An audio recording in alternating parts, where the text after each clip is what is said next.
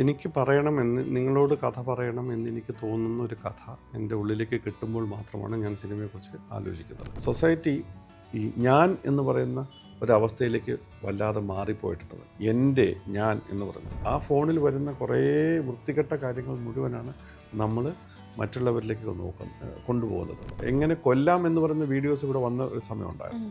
അത് നമ്മൾ കണ്ടുകൊണ്ടിരുന്നതാണ്. അത് എൻ്റെ കഴിഞ്ഞിട്ടാണ് പിന്നെ അത് അതിഭീകരമായിട്ട് ഗവൺമെൻറ് അതിനെ കൺട്രോൾ ചെയ്ത് വന്നപ്പോഴാണ് ഈ കൊറിയൻ ഡ്രാമ കയറി വരുന്നത്. സിമ്പിൾ ആലോചിച്ചാൽ മതി. ഇന്നത്തെ ചെറുപ്പക്കാരൻ മുകളിൽ നിന്ന് താഴത്തെ മുറിയിലേക്ക് ഫോണിലൂടെ കോൾ ചെയ്തിട്ട് സംസാരിക്കുന്ന ഒരു ജനറേഷൻ്റെ അടുത്താണ് നമ്മൾ നിൽക്കുന്നത് എന്നുള്ളതാണ്. ഒരു ദിവസം രാവിലെ എഴുന്നേറ്റിരുന്നാൽ പിന്നെ ഇന്ന് സിനിമ ചെയ്തുകൂടെ എന്ന് ചോദിക്കുന്ന ഒരു ആറ്റിറ്റ്യൂഡ് എനിക്ക് പറ്റില്ല. അങ്ങനെ ചെയ്യുന്നവരുണ്ടാവുമായിരിക്കാം, എനിക്കത് പറ്റില്ല. നോവൽ വായിച്ചപ്പോൾ ഭയങ്കര സന്തോഷം തോന്നിയിരുന്നു, ഭയങ്കര ഞാനത് കണ്ടുകൊണ്ടിരുന്നു. പക്ഷെ സിനിമയായപ്പോൾ അത് സുഖം കിട്ടിയില്ല എന്നോട് അമ്മ ഒരിക്കൽ പറഞ്ഞിട്ടുണ്ട്.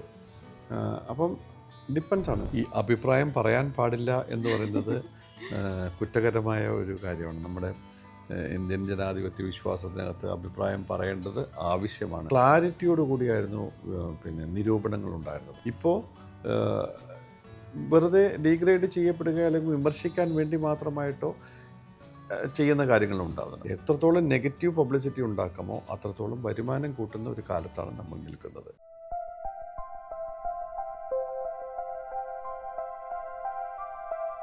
മലയാളത്തിൻ്റെ സർവ്വമുഖ പ്രതിഭ എന്ന് നമുക്ക് വിളിക്കാൻ സാധിക്കുന്ന ഒരാളാണ് ഇന്ന് നമ്മുടെ കൂടെ ഉള്ളത്. നടനും സംവിധായകനും എഴുത്തുകാരനുമായിട്ടുള്ള നമ്മുടെ പ്രിയപ്പെട്ട മധുപാൽ സർ. സ്വാഗതം ഈ സെഷനിലേക്ക്. സർ ഇപ്പോൾ ഒരു 30 വർഷത്തിലധികമായിട്ട് ഈ ഒരു ഫീൽഡിലുണ്ട്. അപ്പോൾ അന്നത്തെ സിനിമയും ഇന്നത്തെ സിനിമയും തമ്മിൽ ഒരുപാട് മാറ്റങ്ങളുണ്ട്. സിനിമ മാത്രമല്ല, പ്രേക്ഷകരും ഒരുപാട് മാറിയിട്ടുണ്ട്. അതായത് അന്ന് കഥയാണെങ്കിലും കഥാപാത്രമാണെങ്കിലും പ്രേക്ഷകർക്ക് കണക്റ്റ് ആകുന്നതും ഇന്ന് കണക്റ്റ് ആകുന്നതും ഒരുപാട് വ്യത്യാസമുണ്ട്. അപ്പോൾ ഒരു നടൻ എന്ന രീതിയിൽ സർ എങ്ങനെയാണ് സിനിമ ചൂസ് ചെയ്യുന്നത്? ഒരു സിനിമ ചൂസ് ചെയ്യുമ്പോൾ സർ എപ്പോഴും ഒരു കഥയ്ക്കാണോ കഥാപാത്രത്തിനാണോ കൂടുതൽ പ്രയോറിറ്റി കൊടുക്കുന്നത്? ഞാൻ ഒരു സിനിമ ചൂസ് ചെയ്യുന്ന സമയത്ത് ഒരു ടോട്ടാലിറ്റി ഉണ്ട്. സിനിമയ്ക്കൊരു മുഴുവൻ രൂപമുണ്ട്. ആ മുഴുവൻ രൂപത്തിൽ ഇപ്പോൾ ഞാൻ ചെയ്യുമ്പോഴായാലും ആക്ട് ചെയ്യുമ്പോഴൊക്കെ ഉണ്ടാവുന്നത് ആ മുഴുവൻ രൂപത്തിൽ ഈ എന്നെ പോർട്രേറ്റ് ചെയ്യാനാണ്. പിന്നെ എനിക്ക് വേണ്ടി വരുന്ന ഒരു കഥാപാത്രം ഏത് രീതിയിലാണ് ആ സിനിമയിൽ ഉണ്ടാവുന്നത്, അതെങ്ങനെയാണ്, അതിൻ്റെ പ്രാധാന്യം എങ്ങനെയാണ്, അതിൻ്റെ സ്വഭാവം എങ്ങനെയാണ്. അത് ചിലപ്പോൾ മേ ബി വൺ സീനായിരിക്കാം, ചിലപ്പോൾ ഒരു സീനാണെങ്കിൽ പോലും ആ ഒരു സീനിന് ഒരു റിലവൻസ് ഉണ്ടോ എന്നുള്ളതായിരിക്കും നമ്മൾ ആദ്യം നോക്കുന്നത്. കഥ പറഞ്ഞു പോകുമ്പോൾ, അല്ലെങ്കിൽ നമ്മൾ പറയില്ല ടോട്ടൽ കഥ പറഞ്ഞു പോകുമ്പോൾ കഥയിൽ കഥാപാത്രങ്ങളുണ്ട്. ആ കഥാപാത്രങ്ങൾക്കൊക്കെ ഓരോന്നും ഇന്ന കഥയുടെ ഭാഗമായിട്ട് അയാൾ എത്രത്തോളം പ്രാധാന്യത്തോടു കൂടിയാണ് ഈ കഥയിൽ പോകുന്നത്. അങ്ങനെ ഒരു സീൻ അഭിനയിച്ചിട്ടുള്ള സിനിമകളും എന്നെ സംബന്ധിച്ചോളം ഉണ്ടായിട്ടുണ്ട് എന്നുള്ളതാണ്. കാരണം ആ ഒരു സീനിൽ പോലും രാവണപ്രഭു പോലത്തെ സിനിമകളിൽ ഒറ്റ സീനേ ഉണ്ടായിരുന്നുള്ളൂ. അപ്പം വേറൊരു കാര്യമുണ്ടല്ലോ, എന്തുകൊണ്ട് വെച്ചാൽ രണ്ട് മോഹൻലാൽ സാർ ചെയ്തിട്ടുള്ള രണ്ട് വേഷങ്ങളെ ഒരുമിപ്പിക്കുന്ന ഒരു മോമെൻറ്റ് ഈ അതിനകത്തുള്ള ഈ വന്ദേ മുകുന്ദ ഹരി എന്നുള്ള പാട്ടിനകത്തൊരു സാധനം. അപ്പം കണക്റ്റ് ചെയ്യാനൊരു കാരണമാകുന്ന രീതിയിൽ കഥയുടെ അകത്തൊരു പ്രധാനപ്പെട്ട ഒരു സംഭവമാണ്, ഒരു സീനുള്ളൂ. പക്ഷേ എങ്കിൽ പോലും ഇങ്ങനെയൊക്കെയുള്ള ചില സിനിമകൾ അപ്പം നമ്മൾ കഥ ആലോചിക്കുമ്പോൾ, അല്ലെങ്കിൽ ആ സിനിമയിൽ എനിക്കെന്തുണ്ട് എന്ന് ഞാൻ ആലോചിക്കുന്നൊരു കാര്യമുണ്ടാവും. അതൊരു സീനായാലും 10 സീനായാലും വെറുതെ 50 സീനിൽ വന്നു പോകുന്നതിലും നല്ലത് ആ സീനിനകത്ത് എവിടെയെങ്കിലും ഒരു സീനിലെങ്കിലും നമുക്കൊരു എന്തെങ്കിലും തരത്തിലുള്ള നമ്മളെന്തെങ്കിലും ചെയ്യുന്നു, ഈ പറയുന്ന കഥാപാത്രത്തിനൊരു പേരുണ്ടാവുന്നു, ആ പേര് മുഴുവൻ കഥ പറയുമ്പോൾ ഉണ്ടാകുന്നു എന്ന് പറയുമ്പോൾ ഉള്ള രീതിയിൽ ഞാൻ ആലോചിക്കാറുള്ളൂ. അല്ലാതെ മുഖം കാണിക്കുക എന്നുള്ളത് മാത്രമല്ല നമ്മൾ ആലോചിക്കാറുള്ളത്.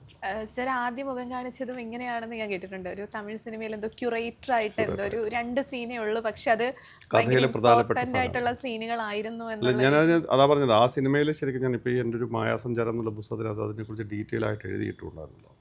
അപ്പം മാതൃഭൂമി ചെയ്ത പുസ്തകത്തിനകത്ത് അതൊരു ചെയ്യുമ്പോൾ നമ്മൾ ആലോചിച്ചത് ആ കഥയിലെ കഥാപാത്രത്തിന് ആദ്യം ആലോചിച്ചത് NL ബാലകൃഷ്ണനായിരുന്നു. ബാലകൃഷ്ണനെ പോലൊരു മനുഷ്യനായിരുന്നു നമുക്ക് ആവശ്യമുണ്ടായിരുന്നത്. പക്ഷേ നമുക്ക് 7 ദിവസത്തെ പെർമിഷൻ കിട്ടുമ്പോൾ അവസാന ദിവസം ഈ 2 സീനിലേ ഉള്ളൂ. ആ 2 സീൻ അത്രയും ഇമ്പോർട്ടൻ്റ് ആയതുകൊണ്ട് അവസാന മിനിറ്റിലാണ് ഞാൻ അതിനകത്ത് അഭിനയിക്കുന്നത്. ഓഫ് കോഴ്സ് ആ സിനിമയിൽ അത് ഉണ്ട്, പക്ഷേ നിർഭാഗ്യവശാൽ ആ സിനിമ റിലീസ് ചെയ്യപ്പെട്ടിട്ടില്ല. സർ, നമ്മൾ ഈ സിനിമയിലെ മാറ്റത്തിനെ കുറിച്ച് സംസാരിക്കുമ്പോൾ ഈ പഴയ കാലത്തെ സിനിമകൾ കൂടുതലും ഒരു കാലഘട്ടത്തിൻ്റെ കഥ അല്ലെങ്കിൽ തലമുറകളുടെ കഥ ഇങ്ങനെ ഒരു രീതിയിൽ പോകുന്നുണ്ട്. പക്ഷേ ഇന്ന് നമ്മൾ നോക്കുമ്പോൾ സിനിമ കുറേ മാറിയിട്ടുണ്ട്. അതായത് കുറച്ച് സമയത്തെക്കുറിച്ചുള്ള സിനിമകൾ വരുന്നുണ്ട്. ഒരു രാത്രിയുടെ കഥ അല്ലെങ്കിൽ ഒരു ദിവസത്തെ കഥ. എനിക്ക് തോന്നുന്നു ട്രാഫിക് മൂവിക്ക് ശേഷമാണ് അങ്ങനെ കുറച്ചധികം സിനിമകൾ വന്നത്. ഇപ്പോൾ ട്രാഫിക് ആണെങ്കിലും പാസഞ്ചർ ആണെങ്കിലും അല്ലെങ്കിൽ നമ്മുടെ ഷട്ടർ ആണെങ്കിലും ഇങ്ങനെ കുറേ മൂവീസ് വന്നിട്ടുണ്ട്. അതായത് ഇൻസ്റ്റൻ്റ്ലി നടക്കുന്ന കാര്യങ്ങളിലോട്ട് ഇന്നത്തെ പ്രേക്ഷകർ കൂടുതലായിട്ട് കണക്റ്റഡ് ആകുന്നുണ്ടെന്ന് തോന്നുന്നുണ്ട്. അപ്പോൾ ആ ഒരു മാറ്റത്തെക്കുറിച്ച് എന്താണ് സാറിൻ്റെ ഒരു അഭിപ്രായം? ഈ ലീനിയർ കഥകളും നോൺ ലീനിയർ കഥകളും പറഞ്ഞു പോകുന്ന ഒരു സ്വഭാവമുണ്ട്. ഇപ്പം നോൺ ലീനിയർ പൊതുവെ കുറവായിരുന്നു. ലീനിയറായിട്ട് കഥ പറഞ്ഞു പോകും, തുടക്കം മുതൽ ഒരാളുടെ ജീവിതം മുതൽ അവസാനം വരെയുള്ളൊരു രീതിയിൽ കഥ പറഞ്ഞു പോകുന്ന ഒരു സ്വഭാവം ഉണ്ടാകും. ഞാൻ തലപ്പാവ് നോൺ ലീനിയറിലാണ് ചെയ്തത്. പക്ഷേ ഇപ്പോൾ അഞ്ജിത പറഞ്ഞതുപോലെ വേണമെങ്കിൽ ഒരു ദിവസത്തെ ഒരു മണിക്കൂറിൻ്റെ ഒരു പ്രത്യേക സമയത്തെ മാത്രം വെച്ചുകൊണ്ട് വേണമെങ്കിൽ കഥ പറഞ്ഞു പോകുന്ന സ്വഭാവം. ഇപ്പോൾ ട്രാഫിക്കിൻ്റെ കാര്യങ്ങൾ വരും. അതിനും 3 വർഷം മുമ്പ് 2008 തലപ്പാവ് ഞാൻ ചെയ്തത് ഈ നോൺ ലീനിയറായിരുന്നു. ആ നോൺ ലീനിയർ ചെയ്തത് പരിപൂർണമായിട്ടും ഒരു ലൈഫായിരുന്നു ചെയ്തത്. അങ്ങനെയും ചെയ്യാൻ പറ്റുമെന്നുള്ളതാണ്. അപ്പം കഥ പറയുന്നതിനകത്ത് കഥയ്ക്കുള്ളൊരു പ്രാധാന്യം ഉണ്ടാവുക എന്നുള്ള ചിലപ്പോൾ ഒരു മോമെൻറ്റിൻ്റെ കഥയായിരിക്കും. ഒരു മോമെൻറ്റിൻ്റെ കഥ പരത്തി പറയും. പക്ഷേ ആ മോമെൻ്റ് എത്രത്തോളം ഹുക്ക് ചെയ്യുന്നുണ്ട്, ഓഡിയൻ്റെ ഉള്ളിലേക്ക് എത്രത്തോളം അത് ഹുക്ക് ചെയ്യാൻ പറ്റും, ഓഡിയൻ എത്രത്തോളം അതിനകത്ത് കോൺസെൻട്രേറ്റ് ചെയ്തുകൊണ്ട് ആ സിനിമ മുന്നോട്ട് കൊണ്ടുപോകും എന്നതിനൊക്കെ ആസ്പദമാക്കിയിട്ടാണ് ഈ കഥയുടെ സ്വഭാവം ഉണ്ടാക്കുന്നത്, കഥയുടെ ഒരു നരേഷൻ ഉണ്ടാക്കുന്നത്. സിനിമ എപ്പോഴും ഈ നരേറ്റീവ് സ്റ്റൈലുകളിൽ ഉണ്ടാകുന്ന വ്യത്യാസങ്ങളുണ്ട്. അതാണ് ആൾക്കാരുടെ മനസ്സിലേക്ക് കയറുന്നത്. ഒത്തിരി സിനിമകൾ അങ്ങനത്തെ രീതിയിൽ വരുന്നുണ്ട്. ചിലതൊക്കെ നമ്മൾ ആലോചിക്കുമ്പോൾ ഭയങ്കര രസകരമായിട്ട് തോന്നും. പക്ഷേ പിന്നീട് എപ്പോഴെങ്കിലും ഓർത്താൽ അതൊന്നും തന്നെ ഇല്ലാതെ പോവുകയും ചെയ്യുന്ന ബബിള് പോലെയുള്ള സിനിമകളും നമ്മൾ കണ്ടിട്ടുണ്ട്. ഒരു മോമെൻറ്റിനായിരിക്കും. ആ മോമെൻറ്റ് എത്രത്തോളം ശക്തമാണ്, ആ മോമെൻറ്റ് എത്രത്തോളം ശക്തമായിട്ട് ഒരു ഓഡിയൻ്റെ ഉള്ളിലേക്ക് കയറുന്നുണ്ടോ അപ്പോൾ മാത്രമേ ആ സിനിമ നിലനിൽക്കുകയുള്ളൂ. ഞാനെപ്പോഴും ഈ ലീനിയർ കഥകളും നോൺ ലീനിയർ കഥകൾ പറഞ്ഞു പോകുമ്പോൾ ലീനിയർ കഥകളായിരിക്കും ഓഡിയൻസിനെ എപ്പോഴും കണക്ട് ചെയ്യുക സ്വാഭാവികമായിട്ടും. നോൺ ലീനിയർ ആയിട്ടുള്ള ഒരു നരേഷനും ഒരു സ്ട്രക്ചർ ഉണ്ടാക്കുമ്പോൾ അത് ചിലപ്പോൾ ഓഡിയനെ കണക്ട് ചെയ്യണമെങ്കിൽ അത് ആ കഥ പറയുന്ന രീതികളിലും കഥയിലും അത്രത്തോളം പവർ ഉണ്ടായിരിക്കണം. അതുണ്ടെങ്കിൽ മാത്രമേ അത് നിൽക്കുള്ളൂ. ഇപ്പോൾ ട്രാഫിക്കിൻ്റെ അകത്ത് കാര്യങ്ങളുണ്ടെങ്കിൽ ട്രാഫിക് ഒരു ത്രില്ലർ സ്വഭാവം ഉണ്ട്. ആ ത്രില്ലറിൻ്റെ അവസ്ഥ വെച്ചുകൊണ്ടാണ് എന്താവും എത്തുമോ ഇല്ലയോ ഒരു ആൻസൈറ്റി ഡെവലപ്പ് ചെയ്യുന്നുണ്ട്. നമ്മുടെ ഒരു അഡ്രിനാലിൻ കൂട്ടുക എന്ന് പറഞ്ഞൊരു അവസ്ഥയിട്ടല്ലോ. അത് ഈ എഡ്ജ് ടിപ്പ് വായിക്കുകയും കാണുകയും കേൾക്കുകയും ചെയ്യുന്നൊരു സ്വഭാവമുണ്ട് സീറ്റിൻ്റെ തുമ്പത്തിരുന്നു കൊണ്ട് എന്ന് പറഞ്ഞാൽ. അപ്പോൾ അങ്ങനെ ഒരു രീതി ടിപ്പിലിരുന്നിട്ട് സിനിമ കാണുന്ന ഒരവസ്ഥ ഉണ്ടാക്കാൻ പറ്റിയാൽ പാസഞ്ചർ മൂവിയും അങ്ങനെ എല്ലാത്തിനും വന്നു. പാസഞ്ചർ ഒരു ഘട്ടം കഴിഞ്ഞപ്പോൾ അങ്ങനെ അല്ലാതെ ആണ് ഒരു ഘട്ടം വരെ നോൺ ലീനിയർ ആകുകയും പിന്നീട് ഒരു ഘട്ടം നോൺ ലീനിയർ ആകുകയും ചെയ്തു. ക്യൂരിയോസിറ്റി എലമെന്റ് നമ്മൾ ഉണ്ടാക്കുന്നുണ്ടല്ലോ പാസഞ്ചർ. ഓക്കെ സർ, തലപ്പാവ് മൂവിനെ കുറിച്ച് പറഞ്ഞപ്പോഴാണ് സാറ് സംവിധാനം ചെയ്തിട്ടുള്ള ഒരു 3 മൂവി എടുക്കുമ്പോൾ തലപ്പാവ്, ഒഴിമുറി, ഒരു കുപ്രസിദ്ധ പയ്യൻ, ഇത് മൂന്ന് തലത്തിലുള്ള ചിത്രങ്ങളാണ്. ഒരു തരത്തിലും ഒരു നമുക്കതൊരിക്കലും കാറ്റഗറി ചെയ്യാൻ പറ്റാത്തപ്പോൾ നമ്മൾ തലപ്പാവ് എടുക്കുകയാണെങ്കിൽ അതിന് നെക്സ്ലൈറ്റിനെ കുറിച്ചുള്ള ആ ഒരു ഇത് പറയുന്നു. ഒഴിമുറി എടുക്കുകയാണെങ്കിൽ മരുമക്കത്തായം അല്ലെങ്കിൽ ദാമ്പത്യത്തിൻ്റെ ഒരു അധികാരം, ആ ഒരു ഇതിനെക്കുറിച്ച് പറയുന്നു. ഈ ഒരു കുപ്രസിദ്ധ പയ്യൻ എടുക്കുകയാണെങ്കിൽ സിസ്റ്റം അല്ലെങ്കിൽ ആൾക്കാർ ചേർന്ന ഒരാളെ കുറ്റം.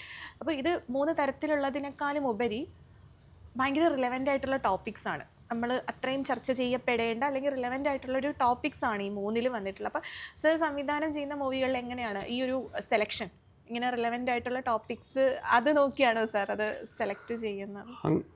എനിക്ക് പറയണമെന്ന്, നിങ്ങളോട് കഥ പറയണമെന്ന് എനിക്ക് തോന്നുന്ന ഒരു കഥ എൻ്റെ ഉള്ളിലേക്ക് കിട്ടുമ്പോൾ മാത്രമാണ് ഞാൻ സിനിമയെക്കുറിച്ച് ആലോചിക്കുന്നത്. അതിപ്പം തലപ്പാവ് ചെയ്യുന്ന സമയത്തും അതേ രീതി തന്നെയായിരുന്നു. ഞാൻ ഒരുപാട് യാത്ര ചെയ്തിട്ടുണ്ട്. ആ യാത്രയിലാണ് എനിക്ക് ഈ തലപ്പാവിൻ്റെ ഒരു കഥ കിട്ടുന്നത്. പ്രത്യേകിച്ച് വയനാട്, കോടഞ്ചേരിയൊക്കെ ആയിട്ട് പോകുന്ന ആ സമയത്ത് നക്സലൈറ്റ് ആയിരുന്നിരുന്ന വർഗീസിൻ്റെ ഒരു ജീവിതകഥ, എനിക്ക് സമാനമായിട്ടൊരു പ്രദേശത്തൂടെയുള്ള യാത്രകളിലൊക്കെ അയാൾ ജീവിച്ച സ്ഥലത്തൂടെയൊക്കെയുള്ള സഞ്ചാരത്തിനിടയിൽ നിന്നാണ് ഇങ്ങനൊരു കഥ ചെയ്യാമെന്നത്. ഒന്നാമത്തെ കാര്യം, അതിനകത്ത് ഇപ്പോൾ ഉള്ള ഒരു ചെറുപ്പക്കാരുടെ, അതായത് ഒരു പീരീഡിലെ യൂത്ത് നിൽക്കുന്നതും അന്നത്തെ ഒരു യൂത്ത് എങ്ങനെയായിരുന്നു ഇത്തരം സോഷ്യൽ കമ്മിറ്റ്മെൻറ്റ്സിൻ്റെ ഭാഗമായിട്ട് നിന്നിരുന്നതും എന്ന് പറയുന്ന ഒരു കമ്പാരിസൺ എനിക്ക് പലപ്പോഴായിട്ട് തോന്നിയിട്ടുണ്ട്. അപ്പോൾ പുതിയ ജനറേഷനകത്തും പഴയ ജനറേഷനകത്തും ഏത് രീതിയിലാണ് സൊസൈറ്റി അവർ കണ്ടിരുന്നത് എന്ന് പറഞ്ഞൊരു കാഴ്ചപ്പാടുണ്ട്. ഈ കാഴ്ചപ്പാടുകളുടെ പുറത്ത് നിന്നുകൊണ്ടായിരുന്നു ഞാൻ തലപ്പാവ് എന്ന സിനിമയെക്കുറിച്ച് ആലോചിക്കുന്നത്. രണ്ടാമത് ചെയ്തപ്പോഴും ഒഴിമുറി ചെയ്തപ്പോഴും ഇതേ പറയുന്ന ഒരു നമുക്ക് വളരെ വേണ്ടപ്പെട്ടതും നമുക്ക് പറയണം, മറ്റുള്ളവരോട് പറയണമെന്ന് തോന്നുന്നു. ഏറ്റവും കൂടുതൽ കുപ്രസിദ്ധ പയ്യനിലെ കഥ സജീവമായിട്ട് ഇന്നും ഏത് മൊമെൻറ്റിലും ആർക്ക് വേണമെങ്കിലും സംഭവിക്കാവുന്ന ഒരു കഥയായിട്ട് മാറും. അപ്പം നമുക്ക് നമ്മുടെ ജീവിതത്തിൽ നമ്മൾ കണ്ടതും കേട്ടതും മറ്റൊരാളോട് പറയണമെന്നും തോന്നുന്നതുമായ കഥകളാണ് ഞാൻ എപ്പോഴും സിനിമയാക്കാൻ വേണ്ടി ആലോചിക്കുന്നത്. എനിക്ക് കഥ എഴുതുമ്പോൾ ഞാൻ അങ്ങനെ ആലോചിക്കണമെന്നില്ല. കഥ എഴുതുമ്പോൾ എൻ്റെ ഒരു സാറ്റിസ്ഫാക്ഷൻ കൂടെയുണ്ട്, മറ്റേതൊരു പബ്ലിക് സാറ്റിസ്ഫാക്ഷൻ കൂടെയുണ്ട്. അപ്പോൾ ആ രീതിയിലാണ് ഞാൻ കഥകളെ ആലോചിക്കാറുള്ളൂ. എനിക്ക് സിനിമ ചെയ്യേണ്ട ഞാൻ കണ്ടുകൊണ്ടിരിക്കുമ്പോൾ അത് കൊള്ളാം എന്ന് എന്നെ തൃപ്തിപ്പെടുത്തുന്ന ഒരു സിനിമയായി മാറണം എന്ന് മാത്രമേ ഞാൻ ചിന്തിക്കാറുള്ളൂ സിനിമ ചെയ്യുമ്പോൾ. സർ, നമ്മളിപ്പോൾ സിനിമ എടുത്താലും എഴുത്തെടുത്താലും ഇപ്പോൾ കുറച്ച് കാലമായിട്ട് സ്വാഭാവികമായി തന്നെ വയലൻസ് കുറച്ച് അധികമായിട്ട് വരുന്നുണ്ട്. ഇപ്പോൾ എഴുത്തുകൾ എടുക്കുകയാണെങ്കിൽ മരണവംശം, പൊനം പോലുള്ള നോവലുകൾ, ഇപ്പോൾ മൂവീസ് ആണെങ്കിൽ മാർക്ക് കഴിഞ്ഞപ്പോൾ ആ ഒരു ടോക്ക് വളരെ ഇതായിട്ട് വന്നത്. പിന്നെ നമ്മളിപ്പോൾ IFFKയിലൊക്കെ നോക്കുകയാണെങ്കിൽ സിറാത്ത് പോലുള്ള മൂവീസും എല്ലാത്തിലും സ്വാഭാവികമായിട്ട് തന്നെ വയലൻസ് കുറച്ചധികം വരുന്നുണ്ട്. അപ്പോൾ ഈ വയലൻസ് ഇന്നത്തെ തലമുറയെ സ്വാധീനിക്കുന്നുണ്ട് എന്നൊരു തരത്തിലുള്ളൊരു ചർച്ച നടക്കുന്നുണ്ട്. അപ്പോൾ സാറിന് അതിനെക്കുറിച്ച് എന്താണ് തോന്നുന്നത്? നാച്ചുറലി വയലൻസ് കുഞ്ഞുങ്ങളെ ബാധിക്കുന്നുണ്ട് എന്നുള്ളത് തന്നെയാണ്. ഞാൻ അതിന് ഏറ്റവും നല്ല ഉദാഹരണം ഈ കൊറിയൻ ഡ്രാമാസ് കണ്ടു തുടങ്ങിയപ്പോൾ ശരിക്കും ഓഡിയൻസിൻ്റെ മനസ്സിൽ, കുഞ്ഞുങ്ങളുടെ മനസ്സിലേക്ക് ഉണ്ടാക്കിയിട്ടുള്ളൊരു കഥയുടെ സ്വഭാവങ്ങളൊക്കെ തന്നെ ഈ ഒരു അവർ ചുറ്റുവട്ടത്ത് കണ്ടിട്ടില്ലാത്ത വേറൊരു ലോകം അവരുടെ മുമ്പിലേക്ക് എത്തിപ്പെടുന്ന ഒരു തോന്നൽ അവർക്കുണ്ടാവുന്നുണ്ട്. ഒന്നത്. രണ്ട്, പൊതുവേ ആളുകളുടെ ഒരു മൈൻഡ് സെറ്റ് എന്നുള്ളത് വയലൻസ് സിനിമകളായാലും നിത്യജീവിതത്തിലായാലും പത്രവാർത്തകളായാലും മനുഷ്യൻ്റെ സ്വഭാവത്തിനകത്തൊക്കെ വളരെ സജീവമായിട്ടൊരു വയലൻസിൻ്റെ ആറ്റിറ്റ്യൂഡ് ഉണ്ട് എന്നുള്ളത് തന്നെയാണ്. കാരണം ഞാൻ അതിനൊരു പ്രധാനമായിട്ടും എനിക്ക് തോന്നിയിട്ടുള്ളത് സൊസൈറ്റി ഈ ഞാൻ എന്ന് പറയുന്ന ഒരവസ്ഥയിലേക്ക് വല്ലാതെ മാറിപ്പോയിട്ടുള്ളത്. എൻ്റെ ഞാൻ എന്ന് പറയുന്നത് അത് മാത്രം ചിന്തിക്കുമ്പോഴാണ് ഈ വയലൻസിൻ്റെ സാധ്യതകൾ കൂടുന്നത് എന്നുള്ളതാണ് യാഥാർത്ഥ്യം. കാരണം മനുഷ്യൻ്റെ ഈ ഒരു ആർത്തി, പണത്തിനോടുള്ള ആർത്തി ഉണ്ടാവും, മറ്റ് ഫെസിലിറ്റികളോടുള്ള ആർത്തി ഉണ്ടാവും. ഈ ഒരു മുഴുവൻ കാര്യങ്ങളിലും ഒരുതരം ആർത്തി കലർന്നൊരു സ്വഭാവം ഉണ്ടാകുമ്പോൾ, ഗ്രീഡ്നെസ് ഉണ്ടാകുമ്പോൾ നമുക്ക് ഉണ്ടാകുന്ന ഏറ്റവും വലിയ ദുരന്തം എന്ന് പറയുന്നത് പിടിച്ചടക്കുക എന്നുള്ളതാണ്. ഈ എല്ലാ യുദ്ധങ്ങളും അങ്ങനെ തന്നെ ആണ് നടക്കുന്നത്. അപ്പം നമ്മൾ നോക്കും, നമുക്കൊരു അയൽപക്കത്തെ പോലും നമ്മൾ ഇപ്പോൾ ശ്രദ്ധിക്കുന്നില്ല എന്ന് പറയുന്ന അവസ്ഥയിലാണ്. എൻ്റെ മുറിയിൽ ഞാൻ മാത്രം നിൽക്കുന്ന എൻ്റെ ഫോണിൽ എൻ്റെ ലോകം എന്നുള്ള ആ ഫോണിൽ വരുന്ന കുറേ വൃത്തികെട്ട കാര്യങ്ങൾ മുഴുവനാണ് നമ്മൾ മറ്റുള്ളവരിലേക്ക് കൊണ്ടുപോകുന്നത്. അത് സ്വാഭാവികമായിട്ടും ഈ ചെറിയ കുട്ടികളുടെ മനസ്സിലേക്ക് വല്ലാതെ തരത്തിലൊരു അഡിക്ഷൻ ഉണ്ടാക്കുന്നുണ്ട് അതിനാണ്. അപ്പം പിന്നെ രണ്ടാമത്തെ ഏറ്റവും വലിയ കാര്യം എന്ന് പറഞ്ഞാൽ അതിഭീകരമായിട്ട് വർദ്ധിച്ചു വരുന്ന ഈ ലഹരി മരുന്ന് ൻ്റെ ഉപയോഗങ്ങളുണ്ട്. കാരണം ലോകത്ത് പല രാജ്യങ്ങളും ഇതിനെ കൺട്രോൾ ചെയ്ത് വന്നപ്പോൾ ഓട്ടോമാറ്റിക്കായിട്ട് ഏറ്റവും പോപ്പുലേഷൻ കൂടുതലുള്ള ഒരു രാജ്യത്തിലേക്ക് ഇത് കൊണ്ടുവരിക എന്നുള്ളതായി മാറും ഇതിൻ്റെ കച്ചവടക്കാരുടെ ചിന്തകൾ. അപ്പോൾ അത് ഈസി ആയിട്ട് കിട്ടാൻ വഴിയുണ്ടാകുമ്പോൾ ഓട്ടോമാറ്റിക്കായിട്ട് അത് കിട്ടിയില്ലെങ്കിൽ അത് കിട്ടാനുള്ള വഴികൾ അവൻ അന്വേഷിക്കും. അതിനകത്ത് സ്വാഭാവികമായിട്ടും വയലൻസിൻ്റെ തോത് കൂടുന്നുണ്ടെന്ന്. അത് സ്കൂൾ തലത്തിലുമൊക്കെ ഞാനിത് കണ്ടുകൊണ്ടിരിക്കുന്നുണ്ട്. പല ആൾക്കാരുടെ അടുത്തും കൗൺസിലിങ്ങിനൊക്കെ നമ്മൾ പോകുമ്പോഴും കൗൺസിലേഴ്സുമായിട്ട് നമ്മൾ ഇടപഴകുമ്പോഴൊക്കെ നമുക്ക് കാണുന്നത് കുട്ടികളെ വലിയ തോതിൽ ശ്രദ്ധിക്കാൻ നമ്മൾ അച്ഛനമ്മമാർക്ക് സമയമില്ലാത്ത അവസ്ഥകളിലേക്കും പോകുന്നുണ്ട്. ഇതൊക്കെ ഒരു പരിധിവരെ. പിന്നെ അതുപോലെ വേറൊരു കാര്യം കൊണ്ടുണ്ടായിരുന്നു. ഞാനിപ്പോൾ ഈ കഴിഞ്ഞ ദിവസങ്ങളിലാണത് ഈ കുട്ടികളെ അധ്യാപകൻ നിന്ന് ഏതെങ്കിലും തരത്തിലൊന്ന് വഴക്ക് പറഞ്ഞാൽ പോലും അത് കേസായി മാറുന്നത്. ഇപ്പോൾ മദ്രാസ് ഹൈക്കോടതി അത് പറഞ്ഞിട്ടുണ്ട്, ചുവരിൽ വെച്ച് വേണമെങ്കിൽ അടിക്കാമെന്നുള്ളത് വളരെ കൃത്യമാണ്. കാരണം നമ്മൾ ഒരു തരത്തിലുള്ള കുഞ്ഞുങ്ങൾക്ക് ചില ഭയം ആവശ്യമാണ്. അരുതുകൾ ഉണ്ട്. ആ അരുതുകളാണെന്ന് പറഞ്ഞു കൊടുക്കുന്ന ഒരാളോട് കൃത്യമായിട്ടും എന്തുകൊണ്ട് അരുത് എന്ന് പറയുന്നതും കൂടെ അയാളുടെ ഉത്തരവാദിത്തമാണ്. അങ്ങനെ പറഞ്ഞ് കേൾക്കുന്ന ഒരു ആറ്റിറ്റ്യൂഡ് കൂടി ഉണ്ടാകുമ്പോൾ മാത്രമാണ് സൊസൈറ്റിയിലേക്ക് ഈ പുറത്തേക്ക് ഇറങ്ങുന്ന സൊസൈറ്റിയിലേക്ക് വരുന്ന യുവാവിന് ഏതെങ്കിലും തരത്തിൽ ഗുണകരമായി നിലനിൽക്കാൻ പറ്റും. ഇതല്ലാത്ത ചുറ്റുപാടുകളുണ്ടാകുമ്പോൾ സ്വാഭാവികമായിട്ടും കുഞ്ഞുങ്ങളെ ആരും ഒന്നും പറയാതെ പോകുന്നുണ്ടാവും. ഈ ആരും ഒന്നും പറയാതെ പോകുന്നതുകൊണ്ട് ശ്രദ്ധിക്കപ്പെടുന്നില്ല എന്ന് പറയുമ്പോൾ അവൻ്റെ ചിന്തയിൽ നിന്നും ഞാൻ പറയുന്നത് ആരും കേൾക്കുന്നില്ല എന്ന് പറയുന്ന ഒരു വല്ലാത്ത ഈ തരത്തിലൊരു ഡിപ്രഷൻ ഉണ്ടാകുന്നുണ്ട്. ഈ ഡിപ്രഷനും അവനെ പെട്ടെന്ന് ഏതെങ്കിലും ഒരു മനുഷ്യനെ പെട്ടെന്ന് സ്വാധീനിക്കാൻ കഴിയും. ആ സ്വാധീനം ചിലപ്പോൾ ഇതുപോലുള്ള ലഹരി മരുന്നുകളുടെയൊക്കെ അതുണ്ടാക്കുന്ന അതിന് പിന്നെ കാശ് വേണമെന്നുണ്ടാവും. അത് കിട്ടാതാവുമ്പോൾ ഉണ്ടാകുന്ന ഒരു അവസ്ഥ പറഞ്ഞാൽ അത് വയലൻസിലേക്ക് മാറും. അതുകൊണ്ട് തന്നെ പലപ്പോഴും ഈ കൊറിയൻ ഡ്രാമ പരിപൂർണമായിട്ടും ഈ രീതിയിൽ അവനെ സാറ്റിസ്ഫൈ ചെയ്യിപ്പിക്കുന്നുണ്ട്. ആ സാറ്റിസ്ഫാക്ഷൻ ആണിനകത്താണ് നമ്മൾ കയറി ഇടപെടുമ്പോഴാണ് ഈ വലിയ തോതിൽ ഇപ്പോൾ ഈ കഴിഞ്ഞ ഗാസിയാബാദിലുള്ള ദുരന്തമൊക്കെ നമ്മൾ ആ രീതിയിൽ കാണും. ഇന്നും ഒരു കക്ഷി മകള് അച്ഛനെ കൊന്നിട്ടുള്ള കഥയും നമ്മൾ വാർത്തയിൽ വായിക്കുന്നുണ്ട് ഒറീസയിൽ. അപ്പം ഇതൊക്കെ ഉണ്ടാക്കിയെടുക്കുന്നത് വിഷ്വലിയും നമ്മൾ കാണാൻ കൊതിക്കുന്ന കാര്യമാണ്. ഇടക്കാലങ്ങളിൽ വീഡിയോസിൽ മനുഷ്യരെ എങ്ങനെ കൊല്ലാം എന്ന് പറയുന്ന വീഡിയോസ് ഇവിടെ വന്ന ഒരു സമയമുണ്ടായിരുന്നു. അത് നമ്മൾ കണ്ടുകൊണ്ടിരുന്നതാണ്. അത് എൻ്റെ കഴിഞ്ഞിട്ടാണ് പിന്നെ അത് അതിഭീകരമായിട്ട് ഗവൺമെൻറ് അതിനെ കൺട്രോൾ ചെയ്ത് വന്നപ്പോഴാണ് ഈ കൊറിയൻ ഡ്രാമ കയറി വരുന്നത്. ഇത് ഒക്കെ ഒരു പരിധി വരെ നമ്മളെ എങ്ങനെ സ്വാധീനിക്കുന്നു എന്നതിനെ ആസ്പദമാക്കിയിട്ടാണ് നമ്മൾ കഥ പറയുകയും സിനിമ കാണിക്കുകയൊക്കെ ചെയ്യുന്നത്. വയലൻസ് കാണാൻ ഒരു പരിധി വരെ എല്ലാ മനുഷ്യനും താല്പര്യമുണ്ട്. കാരണം നമ്മുടെ ഉള്ളിൽ മനുഷ്യൻ എന്നുള്ള ഹോമോസാപ്പിയൻസിൻ്റെ ഉള്ളിൽ ഈ പറയുന്ന വയലൻസ് ഉണ്ട്. സൊസൈറ്റിയും ആ സൊസൈറ്റിയിൽ നിൽക്കുന്ന നമ്മുടെ സിവിക് സെൻസുകളുമാണ് നമ്മളെ ഇതിനകത്തുനിന്ന് മാറ്റി നിർത്തിയിട്ടുള്ളത്. ഇപ്പോൾ ആ സിവിക് സെൻസുകൾ കളഞ്ഞു പോകുന്നു. റോഡിലേക്ക് ഇറങ്ങുമ്പോൾ പോലും, വണ്ടി ഓടിച്ച് പോകുമ്പോൾ പോലും നമുക്ക് ഒരാളോട് ഒരു മിനിമം എന്തിനത് ഇങ്ങനെ ഡ്രൈവ് ചെയ്ത് വരുന്നത് എന്ന് ചോദിച്ചാൽ, ഇങ്ങനെ നിങ്ങൾ ഡ്രൈവ് ചെയ്യുന്നത് ഓവർ സ്പീഡ് അല്ലേ എന്ന് അയാൾ നിർത്തി ചോദിച്ചു കഴിഞ്ഞാൽ എങ്ങനെ അയാൾ റിയാക്ട് ചെയ്യുമെന്ന് നമുക്ക് അറിയില്ല.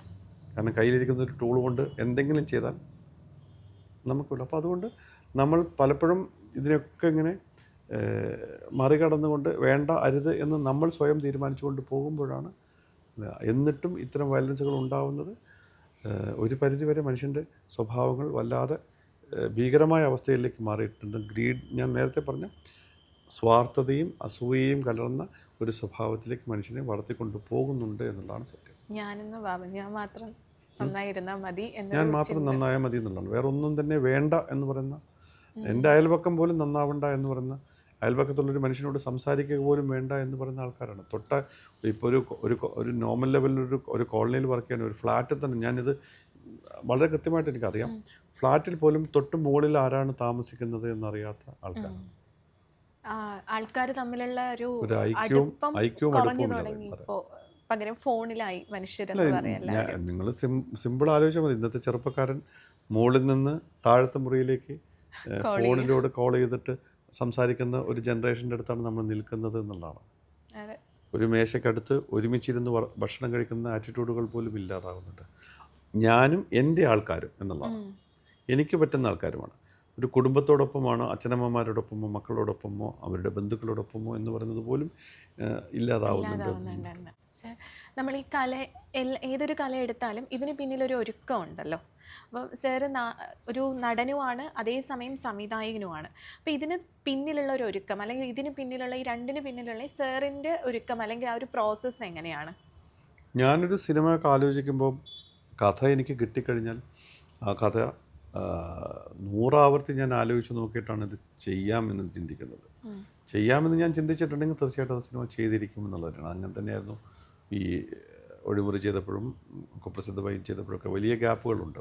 പക്ഷെ അതിൻ്റെ ആ സിനിമകൾ ചെയ്തെടുക്കാനുള്ള ഒരു പ്രിപ്പറേഷനും എനിക്ക് ആവശ്യമുണ്ട്. കാരണം തിരക്കഥ ചെയ്യും, അത് തന്നെ 100 ആവർത്തി എഡിറ്റ് ചെയ്ത് അതിനകത്ത് ആവശ്യമുള്ളത് മാത്രം എടുക്കാനുള്ള ശ്രമം ഉണ്ടാക്കി, അതിൻ്റെ ചുറ്റുവട്ടങ്ങൾ കണ്ടെത്തി, ആളുകൾ കണ്ടെത്തി, സ്ഥലം, ഓരോ മൈന്യൂട്ട് ഡീറ്റെയിൽ പോലും നമ്മൾ എടുത്തു വെച്ചുകൊണ്ട് തന്നെയാണ് സിനിമ ചെയ്യുന്നുള്ളൂ.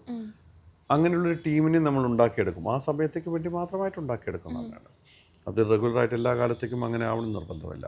പക്ഷെ ആ എടുക്കുന്ന ആൾക്കാർ നമ്മളോടൊപ്പം നിന്ന് കഴിഞ്ഞാൽ ഫൈനൽ ഔട്ട്പുട്ട് കിട്ടുന്നത് വരെ, അത് തീരുമാനിച്ച് പുറത്തിറങ്ങുന്നത് വരെ ഒപ്പം നിർത്തിക്കൊണ്ടുള്ളൊരു ശ്രമമാണ് നടക്കുന്നത്. അപ്പോൾ അത് ചെയ്യുക എന്ന് പറയുന്നത് അത് സിനിമയുടെ എല്ലാ മേഖലകളിലും, അത് കഥയായാലും തിരക്കഥയായാലും അതിനകത്തുള്ള ആർട്ടിസ്റ്റുകളായാലും അതിൻ്റെ ടെക്നീഷ്യൻസ് ആയാലും എല്ലാ കാര്യങ്ങളിലും കൃത്യമായൊരു തീരുമാനം ഉണ്ടാക്കി വെച്ചുകൊണ്ടുള്ള ഒരു ചാർട്ട് നമ്മൾ ഉണ്ടാക്കാറുണ്ടെന്നുള്ളതാണ് ബേസിക്സ് ആണ്. അത് ആ പ്രിപ്പറേഷൻസ് ആവശ്യമാണ്. ഈ ഒരു ദിവസം രാവിലെ എഴുന്നേറ്റിരുന്നാൽ പിന്നെ ഇന്ന് സിനിമ ചെയ്തുകൂടെ എന്ന് ചോദിക്കുന്ന ഒരു ആറ്റിറ്റ്യൂഡ് എനിക്ക് പറ്റില്ല. അങ്ങനെ ചെയ്യുന്നവരുണ്ടാവുമായിരിക്കാം, എനിക്കത് പറ്റില്ല എന്നുള്ളത്. ഇത് അത്രയും ആ ഒരു മൈന്യൂട്ട് ഡീറ്റെയിൽ കൃത്യമായിട്ട് എൻ്റെ കയ്യിൽ കിട്ടിയാൽ മാത്രമാണ് നമ്മൾ സിനിമയെക്കുറിച്ച് ഇറങ്ങിത്തിരിക്കാറുള്ളത്. സിസ്റ്റമാറ്റിക് ആയിട്ട് പോകണം.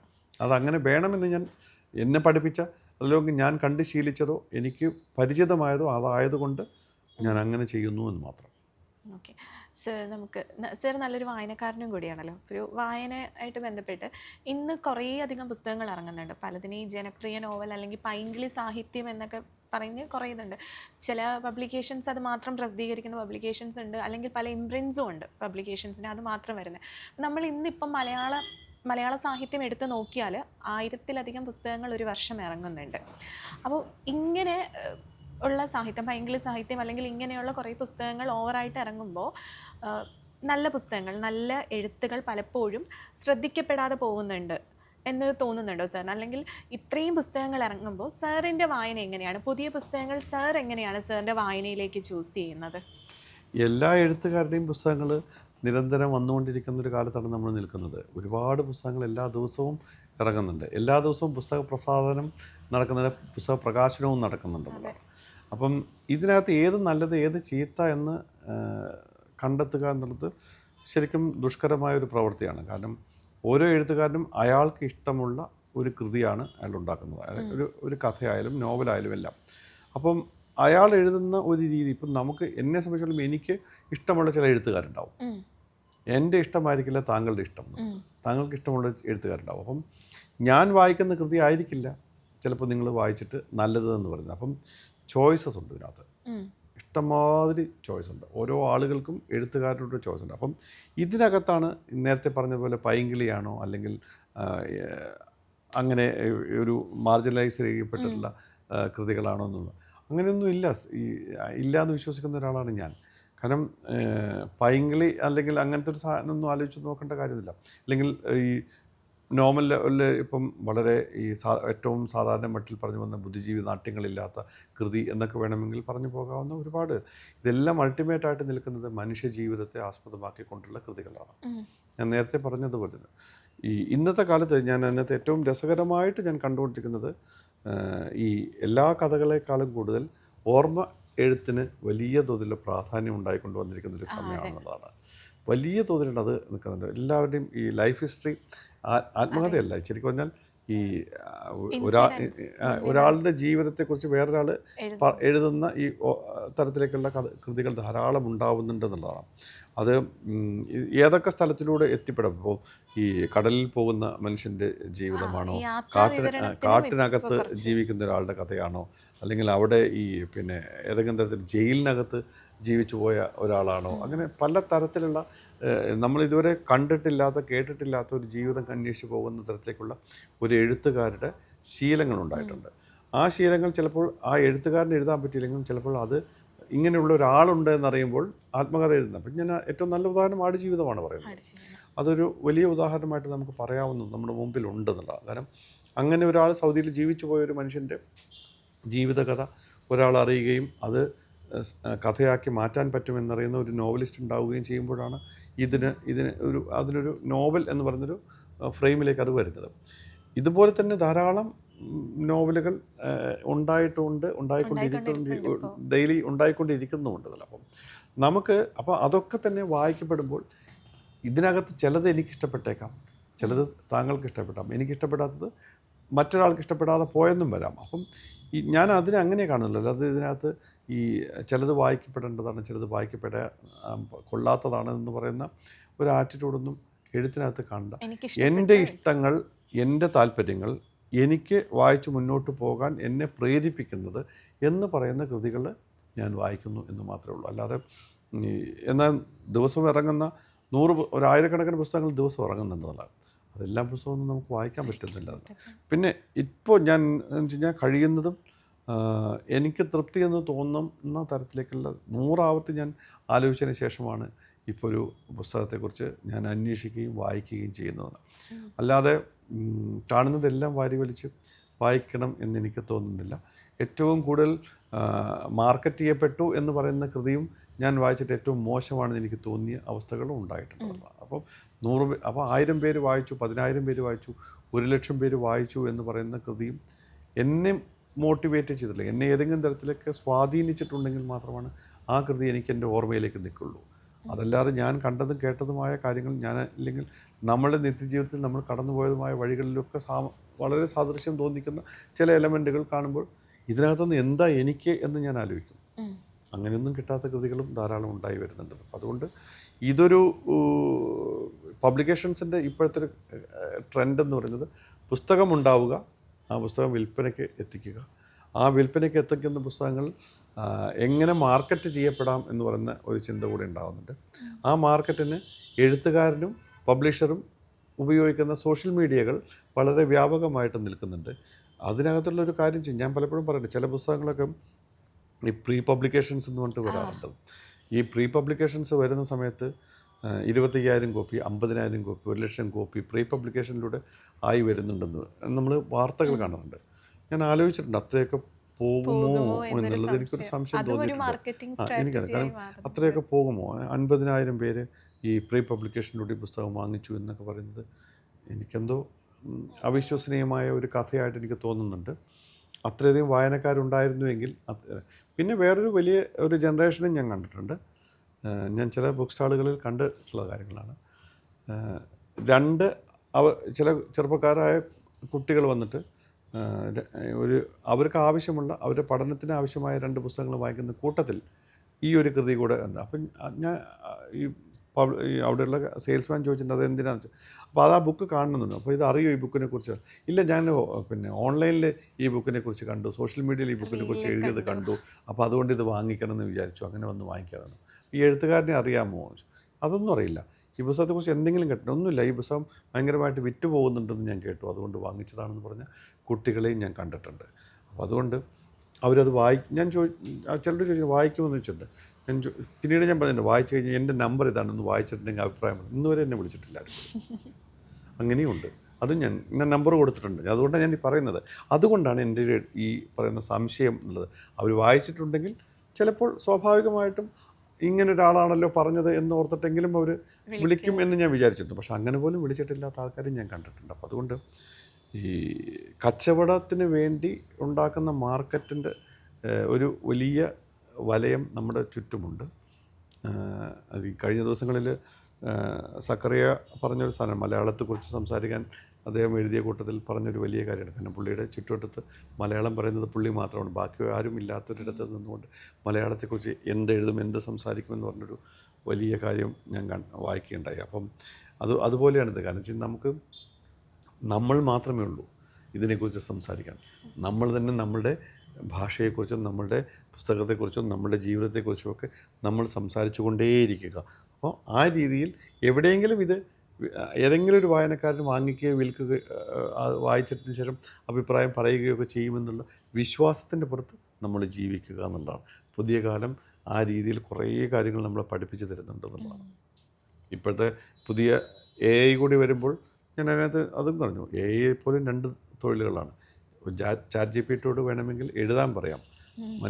മനുഷ്യൻ്റെ തൊഴിൽ എന്തായി പറയാം, ചാറ്റ് GPT എഴുതി തരും. പക്ഷേ മനുഷ്യൻ്റെ കാര്യം എന്തായി, എഡിറ്റർ മാത്രമായി മാറുക എന്നുള്ളതാണ്. അതിന്നും ഞാനിത് പലപ്പോഴും ആലോചിച്ചിട്ടുണ്ട്. 2 തരത്തിലുള്ള ജോലികളേ ഉള്ളൂ എന്നുള്ളത്. അപ്പം ഈ നമ്മളാണോ ക്രിയേറ്റീവ് റൈറ്റർ എന്നുള്ള സാധനം വരുമ്പോൾ നമ്മൾ ക്രിയേറ്റീവ് റൈറ്റർ അല്ലാതായി മാറുന്നു, നമ്മൾ എഡിറ്റർ മാത്രമായി മാറുന്നു. ഇങ്ങനെയുള്ള ഒരുപാട് കാര്യങ്ങൾ നമ്മുടെ ചുറ്റും നടന്നു പോകുമ്പോൾ നമുക്ക് ഈ പുതിയ കാലത്തെ ടെക്നോളജികളിൽ എത്രത്തോളം ഗുണകരമാക്കി മാറ്റാം, അല്ലെങ്കിൽ എന്തെല്ലാം സാധ്യതകളുണ്ട് എന്നുള്ളതാണ്. AI നമ്മൾ വേണമെങ്കിൽ 100,000 കാര്യങ്ങൾ ഡെയിലി അതിന് ഇൻപുട്സ് കൊടുത്തുകൊണ്ടേയിരിക്കുകയാണ്, ഡാറ്റാസ് അതിന് കൊടുത്തുകൊണ്ടിരിക്കുന്നത്. അതിനകത്തുനിന്നാണ് അത് കൃത്യമായിട്ട് കണ്ടെത്തിയിട്ടൊരു കൺക്ലൂഷനിലേക്ക് എത്തും. എന്ന് പറഞ്ഞതുപോലെ നോവലും കഥയും ഒക്കെ ചിലപ്പോൾ അവരെഴുതി തരുന്നത് നമുക്ക് ഗുണകരമാകുമോ, അല്ലെങ്കിൽ ഒരു എഴുത്തുകാരനെ സംബന്ധിച്ചുള്ള ഒരു വായനക്കാരനെ സംബന്ധിച്ചുള്ള ഏതെങ്കിലും തരത്തിൽ ക്രിയേറ്റീവായിട്ട് എന്തെങ്കിലും അതിൽ നിന്നുണ്ടാക്കാൻ പറ്റുമോ എന്നൊക്കെ ആലോചിക്കാവുന്ന ഒരു കാലത്താണ് നമ്മൾ ജീവിക്കുന്നത്. നമുക്കത് വേണോ വേണ്ടോ നമ്മൾ തീരുമാനിക്കുന്നു എന്ന് മാത്രമേ. സർ, ഈ AI കുറിച്ച് സംസാരിച്ചപ്പോഴാണ് നമ്മളിപ്പം ടെക്നോളജി അത്രയും അഡ്വാൻസ്ഡ് ആയിട്ടുള്ള ഒരു കാലഘട്ടത്തിലാണ് നമ്മൾ ജീവിക്കുന്നത്. അതിപ്പോൾ സിനിമയിലെടുത്താൽ ഈ ടെക്നോളജീസ് ഭയങ്കരമായിട്ട് ഹെൽപ്പ് ചെയ്യുന്നുണ്ട്. ഇപ്പോൾ മുന്നേ ഇല്ലാത്തൊരു സ്പോട്ട് എഡിറ്റിംഗ് ആണെങ്കിലും ഡിജിറ്റൽ മോണിറ്റേഴ്സ് ആണെങ്കിലും ഇങ്ങനെ കുറേ കാര്യങ്ങളുണ്ട്. അപ്പോൾ ഈ കാര്യങ്ങൾ ഈ സിനിമ എടുക്കുന്നതും കുറച്ച് ഈസി ആക്കുന്നുണ്ട്, ആർക്കും സിനിമ എടുക്കാം എന്നുള്ള നിലയിലേക്കും എത്തുന്നുണ്ട്. അപ്പോൾ ഇത് സിനിമയെ എങ്ങനെയാണ് ബാധിക്കുക? അല്ല, ടെക്നോളജി സിനിമയെ നല്ല ഗുണകരമായിട്ട് തന്നെ അതിൻ്റെ ഒരു ഗുണകരമായ അവസ്ഥയിലേക്ക് കൊണ്ടുപോകുന്ന നല്ല ഉറപ്പുണ്ട് എനിക്ക്. ഞാൻ ഇതിനകത്ത് ഒരു വളരെ നിസ്സാരമായിട്ടൊരു ഉദാഹരണം പറയാവുന്ന കാര്യം ചെയ്യാം. അപ്പോൾ നമ്മളൊരു ഒരു 10-ാം നൂറ്റാണ്ടിലെയോ 15-ാം നൂറ്റാണ്ടിലെയോ അല്ലെങ്കിൽ 14-ാം നൂറ്റാണ്ടിലെയോ ഏതെങ്കിലും ഒരു പഴയ കാലത്തെ ഒരു ജീവിതം നമ്മൾ കൃത്യമായിട്ട് ഡീറ്റെയിൽ ചെയ്യപ്പെട്ടിട്ട് നമ്മൾ റിസർച്ച് ചെയ്ത് നമ്മൾ കണ്ടെത്തിയിട്ടുണ്ടെങ്കിൽ അത് ക്രിയേറ്റ് ചെയ്യുക എന്ന് പറയുന്നത് കുറേ കൂടെ ഭയങ്കര ശ്രമകരമായ ഒരു അവസ്ഥയിലേക്ക് നമ്മൾ കൊണ്ടുപോകേണ്ടി വരും. എന്നാൽ അതേസമയം തന്നെ ഇതേ സാധനങ്ങളുടെ ഇതെല്ലാ ഇൻപുട്സും കൊടുത്തുകൊണ്ട് AI ജനറേറ്റ് ചെയ്തപ്പോഴുള്ള സാധ്യതകൾ ഇപ്പോൾ വലിയ തോതിൽ ഉണ്ടായിക്കൊണ്ടിരിക്കുന്നുണ്ട്. അപ്പം നമുക്ക് നമ്മുടെ ആർട്ടിസ്റ്റുകളെ പ്ലേസ് ചെയ്തുകൊണ്ട് ഷൂട്ട് ചെയ്താൽ മാത്രം പോയിട്ട് നമുക്ക് കൃത്യമായിട്ട് മറ്റൊരു സ്ഥലത്ത് കൊണ്ടുപോകാൻ പറ്റുന്ന തരത്തിലേക്കുള്ള അത് എത്രത്തോളം മാക്സിമം പെർഫെക്ഷനിലേക്ക് എത്തിക്കുന്ന അവസ്ഥയിലേക്ക് വർക്ക് ചെയ്തുകൊണ്ടിരിക്കുകയാണ് ഇപ്പോൾ ടെക്നോളജി. അപ്പോൾ 10 വർഷം മുമ്പോ അല്ലെങ്കിൽ 20 വർഷം മുമ്പോ നമ്മൾ മെനക്കെട്ടിരുന്ന അത്രയും മെനക്കെടലുകൾ ഇപ്പോൾ ആവശ്യമില്ല. അന്ന് അതിനുവേണ്ടി ചിലവാക്കുന്ന അത്രയും തന്നെ തുക ഇന്ന് ഇതിനു വേണ്ടി ചിലവാക്കേണ്ടതില്ല എന്നുള്ളതാണ് ഒരു സാധ്യത. അപ്പം ടെക്നോളജി ഡെവലപ്പ് ചെയ്യുമ്പോൾ സ്വാഭാവികമായിട്ടും ആ ടെക്നോളജിയെ ഇപ്പം നമ്മൾ അവതാർ എന്ന് പറഞ്ഞ സിനിമയൊക്കെ അതിൻ്റെ ഫസ്റ്റും സെക്കൻഡും തേർഡും കണ്ടു കഴിഞ്ഞപ്പോഴും നമുക്കത് മനസ്സിലാകാവുന്നില്ലേ അതിൻ്റെ സാധ്യതകൾ ഉണ്ടാകുന്നു എന്നുള്ളത്. ആ സാധ്യതകൾ അവർ കൃത്യമായിട്ട് വർക്ക് ചെയ്ത് വരും എന്നുള്ളതന്നെ. അപ്പോൾ ആ സാധ്യതകൾ ഉപയോഗിക്കാൻ ടെക്നോളജിക്ക് ഒരുപാട് ഗുണകരമായ വഴികളുണ്ട് എന്നുള്ളതാണ്. ഞാനൊരിക്കലും ടെക്നോളജിയെ മോശമായിട്ട് പറയില്ല. കാരണം ഇന്നലെ കണ്ട അവസ്ഥകളല്ല ഇന്ന് കാണുമ്പോൾ. അതുകൊണ്ട് തന്നെ ടെക്നോളജി കൃത്യമായിട്ട് അറിയാവുന്ന ഒരാൾക്ക്, നല്ല രീതിയിൽ അറിയാവുന്ന ഒരാൾക്ക്, അയാളുടെ ഉള്ളിൽ ഒരു ക്രിയേറ്റർ ഉണ്ടെങ്കിൽ, അയാൾക്ക് കൃത്യമായിട്ട് കാര്യങ്ങൾ പറഞ്ഞ് ഫലിപ്പിക്കാൻ പറ്റുന്ന ഒരു മനസ്സയാൾക്കുണ്ടെങ്കിൽ, അയാൾക്ക് ഇന്നതാണ് വേണ്ടതെന്നുള്ള കൃത്യബോധമുണ്ടെങ്കിൽ പഠിച്ചില്ലെങ്കിലും സിനിമ ചെയ്യാൻ പറ്റും. സോ നമ്മൾ ആടുജീവിതത്തിനെ കുറിച്ചൊക്കെ ഇപ്പോൾ സംസാരിച്ചപ്പോൾ ആടുജീവിതം അല്ലെങ്കിൽ ഇപ്പോൾ 2-ാം ഊഴം സിനിമയാകാൻ പോകുന്നുണ്ട് എന്നൊക്കെ പറയുന്നുണ്ട്. അപ്പോൾ സാറ് ഇൻ ഫ്യൂച്ചർ ഒരു സാഹിത്യം, ഒരു നോവൽ സിനിമയാക്കുകയാണെങ്കിൽ നമ്മളിപ്പോൾ ഇന്ന് കേൾക്കുന്ന ഒരു സാധനമുണ്ട്, സിനിമാറ്റിക് നോവലുകൾ. അതായത് റാം കെയർ ഓഫ് ആനന്ദി പോലെയുള്ള സിനിമാറ്റിക് നോവലുകൾ എന്ന് പറഞ്ഞിട്ട് വരുന്നുണ്ട്. അപ്പോൾ സാറ് എപ്പോഴെങ്കിലും ഒരു സിനിമ ആക്കാൻ ആഗ്രഹിക്കുന്നുണ്ടെങ്കിൽ സാറ് ഇന്നത്തെ ഈ സിനിമാറ്റിക് നോവലുകൾ എടുക്കുമോ, അല്ലെങ്കിൽ ഈ ആടുജീവിതം 2-ാം ഊഴം പോലെയുള്ള നോവലുകളായിരിക്കുമോ സാറ് ചൂസ് ചെയ്യുക? ഞാൻ വായിച്ചു പോകുന്ന കൃതികളിൽ ഏത് എന്നെ സ്വാധീനിക്കുന്നു എന്നുള്ളത് തന്നെയാണ് ഞാൻ എപ്പോഴും ആലോചിക്കുന്നത്. കാരണം അന്ന് ഇപ്പോൾ ഞാൻ പറഞ്ഞില്ലേ, ഒരു ചിലപ്പോൾ 2 വർഷം കഴിഞ്ഞിട്ടോ 3 വർഷം കഴിഞ്ഞിട്ടോ 5 വർഷം കഴിഞ്ഞിട്ടോ ആയിരിക്കും നമ്മളതിനെക്കുറിച്ച് ആലോചിക്കുന്നതെങ്കിൽ, അങ്ങനെ സാധനം ചെയ്യാമെന്ന് ആലോചിക്കുമ്പോൾ നമ്മൾ ആ സമയത്ത് ആലോചിക്കുന്ന കഥയുണ്ടാവും. അത് അന്ന് എത്രത്തോളം റിലവൻ്റ് ആണ് എന്ന് തോന്നിപ്പിക്കും ചെയ്യും. എന്നാൽ അതേസമയം തന്നെ അന്ന് റിലവൻ്റ് ആവുക എന്ന അതേപോലെ തന്നെയുള്ള ഒരു കൃതി ചിലപ്പോൾ 20 വർഷം മുമ്പ് എഴുതി വെച്ചിട്ടുണ്ടെങ്കിൽ അതിനെ എന്തുകൊണ്ട് ഇന്നത്തെ കാലത്തിലേക്ക്, ഇപ്പോഴത്തെ അവസ്ഥയിലേക്ക് റീപ്ലേസ് ചെയ്തുകൂടാ എന്നുള്ള ചിന്തയും ഉണ്ടാവാം. ഞാൻ അങ്ങനെ കണ്ടിട്ടുള്ള കുറേ നോവലുകളുണ്ട് മലയാളത്തിൽ പഴയത്. സാറ് നന്നായിട്ട് വായിക്കും. സാർ ഇത് സിനിമയുണ്ട്, നടനുമാണ് വായിക്കുക. അപ്പോൾ നമ്മൾ കഥയും നോവലും വായിക്കുമ്പോൾ കിട്ടുന്ന ഒരു അനുഭവം സിനിമയായിട്ട് കാണുമ്പോൾ കിട്ടുന്ന അനുഭവം ഭയങ്കര വ്യത്യസ്തമാണല്ലോ. അപ്പോൾ സാറിനെ ഇതിൽ കൂടുതൽ സ്വാധീനിക്കുന്നത് ഏതാണ്? ഡിപ്പെൻസ് ആണ് രഞ്ജിത്ത്. അതിനകത്ത് കാരണം വെച്ചാൽ ഞാൻ വായിച്ചൊരു കൃതി സിനിമയായി കാണുമ്പോൾ എൻ്റെ അമ്മ ഒരു ഉദാഹരണം പറഞ്ഞിട്ടുണ്ട്. അതുകൊണ്ടാണ് അവർ വായിച്ചൊരു നോവൽ സിനിമയായി കണ്ടപ്പോൾ അവർക്കൊട്ടും തന്നെ ആ നോവൽ വായിച്ചപ്പോൾ ഭയങ്കര സന്തോഷം തോന്നിയിരുന്നു, ഭയങ്കര ഞാനത് കണ്ടുകൊണ്ടിരുന്നു. പക്ഷെ സിനിമയായപ്പോൾ അത് സുഖം കിട്ടിയില്ല എന്നോട് അമ്മ ഒരിക്കൽ പറഞ്ഞിട്ടുണ്ട്. അപ്പം ഡിപ്പെൻസാണ്. നമ്മൾ നന്നായിട്ട് വായിക്കും, നന്നായിട്ട് പുസ്തകം വായിച്ചിരുന്ന ഒരാളാണ്. അപ്പം ഞാൻ അമ്മയോട് ചോദിച്ചിട്ടുണ്ട്, ഇപ്പോൾ ഇത് എന്തുകൊണ്ടാണ് അത്. ഇപ്പം വായിക്കുമ്പോൾ ഞാൻ കാണുന്നുണ്ട്, അതുതന്നെയാണ് ഞാനും പണ്ട് പറയുന്നത്. വായിക്കുമ്പോൾ ഞാൻ കാണുന്നുണ്ട്, ഞാൻ കാണുന്ന വിഷ്വലിന് എനിക്ക് അതിനകത്തേക്ക് ഓരോ മുഖങ്ങൾ കാണാമായിരുന്നു, ആളുകളെ കാണാമായിരുന്നു. ഞാൻ താല്പര്യം എടുത്തിട്ടുള്ള ഒരാളുടെ മുഖമായിരിക്കും ഞാൻ ആ കഥാപാത്രത്തിന് കൊടുത്തിട്ടുണ്ടാവുക. അവർ കരയുമ്പോഴോ അവർ ദേഷ്യപ്പെടുമ്പോഴോ ഒക്കെ ഞാൻ എൻ്റെ ഉള്ളിൽ ഞാൻ കൃത്യമായിട്ട് ഞാൻ കണ്ടുകൊണ്ടിരിക്കുകയാണ്. ആ കാഴ്ച അല്ല സ്ക്രീനിലേക്ക് വരുമ്പോഴുണ്ടാവുന്നത്. അപ്പോൾ അത് ചിലപ്പോൾ ഞാൻ അപ്പോൾ വായിച്ചപ്പോൾ കണ്ടതുപോലത്തെ ഒരു ഫീൽ എനിക്ക് അതിനകത്ത് കിട്ടിയില്ലെങ്കിൽ, സ്ക്രീനിൽ കിട്ടിയില്ലെങ്കിൽ ഞാൻ അതിൽ നിന്ന് ഡിറ്റാച്ച്ഡ് ആവുന്നതാണ്. സ്വാഭാവികമായിട്ടും അങ്ങനെ തന്നെ സംഭവിക്കുള്ളൂ. കാരണം എല്ലാ നോവലുകളും അല്ലെങ്കിൽ എല്ലാ ചെറുകഥകളും സിനിമയാക്കപ്പെട്ടിട്ടുണ്ടെങ്കിൽ സിനിമ എന്ന് പറയുന്നത് വേറൊരു മീഡിയമാണെന്നും എഴുത്ത് അതുപോലെ തന്നെ വേറൊരു മീഡിയമാണ്. രണ്ട് മീഡിയങ്ങളാണ്. രണ്ട് മീഡിയങ്ങളെ എങ്ങനെ ഒരു സ്ഥലത്തേക്ക് ഒരേപോലെ കൊണ്ടുവരാനൊട്ടും പറ്റുകയുമില്ല എന്നുള്ളതാണ്. ഞാൻ ഏറ്റവും നല്ല ഉദാഹരണം ഇപ്പോൾ പറയുമ്പോൾ MT സാർ എഴുതിയിട്ടുള്ള ഒരുപാട് കഥകൾ സിനിമയാക്കപ്പെട്ടിട്ടുണ്ട്. പക്ഷേ അദ്ദേഹം തന്നെ അത് വലിയ തോതിൽ റീറൈറ്റ് ചെയ്തുകൊണ്ടാണ് സിനിമയാക്കിയിട്ടുള്ളത് എന്നുള്ളതാണ്. കാരണം അപ്പോൾ അതുകൊണ്ട് തന്നെ ഇപ്പോൾ മഞ്ഞപ്പുള്ളി ചെയ്തപ്പോഴുണ്ടായ നോവലും മഞ്ഞ സിനിമയായപ്പോഴും പുള്ളി തന്നെയാണ് ചെയ്തത്. രണ്ടും പുള്ളി തന്നെ ചെയ്തതാണ്. പക്ഷേ രണ്ടും രണ്ട് വ്യത്യാസങ്ങൾ ഉണ്ടായിട്ടുണ്ട്. രണ്ട് തരത്തിലുള്ള ട്രീറ്റ്മെൻറ്റുകൾ, രണ്ട് സ്വഭാവങ്ങളായിരുന്നു അതിനകത്ത്. അത് ആ വിഷ്വൽ കാണുമ്പോൾ നമുക്ക് കിട്ടുന്ന, നോവൽ വായിച്ചപ്പോൾ കിട്ടിയിരുന്ന ഒരു ഫീൽ വിഷ്വൽ കാണുമ്പോൾ ഉണ്ടായിരുന്നോ ഇല്ലയോ എന്നുള്ളത് അത് ആ വായനക്കാരൻ്റെ മനസ്സ് പോലെ ഇരിക്കുന്നത്. അതുകൊണ്ട് തീർച്ചയായിട്ടും ഇത് രണ്ടും രണ്ട് മീഡിയമാണ്, രണ്ട് സ്വഭാവമാണ് അതിന്. സർ, ഈ പുസ്തകങ്ങളെക്കുറിച്ച് എടുക്കുമ്പോൾ കുറച്ച് കാലം മുന്നേ വരെ കൊമേഴ്ഷ്യൽ മൂവീസ്, അതായത് ബാലേട്ടൻ പോലെയുള്ള മൂവീസ് വന്ന ശേഷം ഇതിൻ്റെ തിരക്കഥകൾ പുസ്തകങ്ങളായി മാറുന്നുണ്ടായിരുന്നു. പക്ഷേ ഇപ്പോൾ നോക്കിക്കഴിഞ്ഞാൽ അത് വളരെ കുറവാണ്. അപ്പോൾ അത് എന്തുകൊണ്ടാവും? അതായത് ഈ തിരക്കഥകൾ സാഹിത്യത്തിൻ്റെ ഭാഗമായിട്ട് കാണുന്നില്ല എന്നുള്ളൊരിതാണോ, അല്ലെങ്കിൽ ഇന്നത്തെ പ്രേക്ഷകർ സിനിമ എന്ന് പറയുന്നത് നമ്മൾ വിഷ്വലി കാണാനുള്ളതാണ്, അല്ലാതെ അത് പിന്നെ തിരക്കഥ വായിക്കുന്നതല്ല എന്നൊരു രീതിയിലേക്ക് പ്രേക്ഷകർ മാറുന്നത് കൊണ്ടായിരിക്കുമോ? ഇല്ല, പുസ്തകം വരുന്നതും പിന്നെ തിരക്കഥകൾ പുസ്തകമാകുന്നത് അത് വാങ്ങിക്കുന്നതും വായിച്ച് വയ്ക്കുന്നതും ഒക്കെ സിനിമ എന്ന മീഡിയം പഠിക്കുന്ന കുട്ടികളിലാണ്. അല്ലാതെ ഒരു കോമൺ റീഡർ അതൊരിക്കലും വാങ്ങിച്ചു കൂട്ടുന്നുണ്ടോ എന്നെനിക്ക് ഡൗട്ടാണ്. ഞാനത് നോക്കിയിട്ടുള്ളത് കൊണ്ടാണ്. കാരണം നമുക്ക് ഏറ്റവും പരിചിതമായിട്ടുള്ള സ്റ്റുഡൻസ് ആണ് പലപ്പോഴും സിനിമയുടെ തിരക്കഥകൾ വാങ്ങിക്കുകയും വായിക്കുകയും ഒക്കെ ചെയ്യുന്നത്. സിനിമ പഠിക്കുന്ന സിനിമ ഈ ഐച്ഛിക വിഷയമായിട്ട് എടുത്തുകൊണ്ട് ചില ഇൻസ്റ്റിറ്റ്യൂട്ടുകളിൽ പഠിക്കുന്ന ആൾക്കാർ ഇതിനെ നമ്മൾ എടുക്കുന്നുണ്ട്. അതല്ലാത്തൊരു ജനറേഷൻ ഒരിക്കലും ഇത് വാങ്ങിച്ച്, പിന്നെ ചില ലൈബ്രറികൾ വാങ്ങിച്ചെന്നൊരുക്കുന്നില്ല. അല്ലാതെ എല്ലാ ആളുകളൊന്നും ഈ മറ്റു നോവലോ ചെറുകഥയോ വാങ്ങിക്കുന്നത് പോലെയോ അല്ലെങ്കിൽ ആത്മകഥകൾ വാങ്ങിക്കുന്നത് പോലെ, യാത്രാവിവരങ്ങൾ വാങ്ങിക്കുന്നത് പോലെ ഒരിക്കലും ഒരു സിനിമാ തിരക്കഥാ പുസ്തകം വാങ്ങിച്ച് തൻ്റെ ലൈബ്രറിയിൽ വെക്കുന്നുണ്ട് എന്ന് എനിക്ക് തോന്നുന്നില്ല. അപ്പോൾ അതുകൊണ്ട് സ്റ്റുഡൻസ് വായിക്കും. ആ സ്റ്റുഡൻസിന് വേണ്ടി അത് മാത്രമേ ഉണ്ടാവുന്നുള്ളൂ, അല്ലാത്തടത്തൊന്നും ഉണ്ടാവില്ല. രണ്ടാമത്തെ കാര്യം, സിനിമ ഒരു പഴയ കാലങ്ങളിൽ പലപ്പോഴും ഒരു നാടകത്തിൻ്റെ ഈ പണ്ട് പല തിരക്കഥകളും ഈ ഇപ്പോഴും മലയാളത്തിൽ അവൈലബിൾ ആകുന്ന പല തിരക്കഥകളും അതിൻ്റെ ഒറിജിനൽ തിരക്കഥകളൊന്നുമല്ല, സിനിമ കണ്ടതിന് ശേഷം എഴുതിയുണ്ടാക്കിയ തിരക്കഥകളാണ്.